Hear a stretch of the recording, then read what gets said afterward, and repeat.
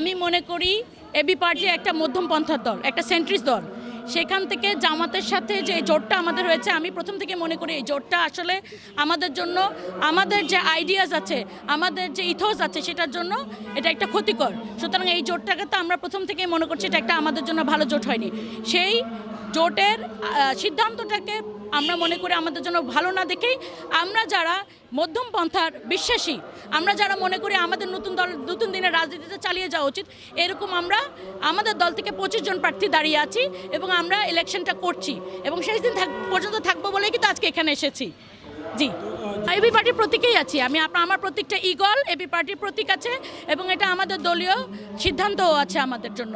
সুতরাং আমরা আমাদের দল থেকে, এটা হলো আমরা দলীয়ভাবে ইলেকশনটা করছি।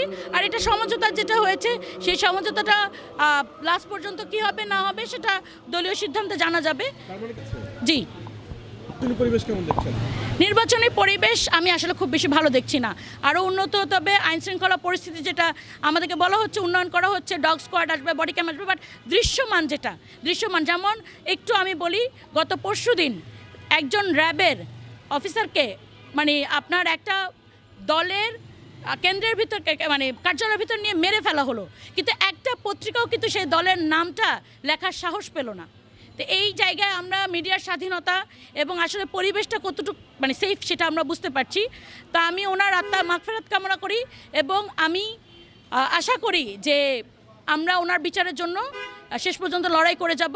কারণ আমাদের লড়াইটা ইনসাফের লড়াই, আমাদের লড়াইটা কারো একার জন্য না, আমার শত্রুর জন্য আমার ইনসাফের লড়াইটা চলবে। জি।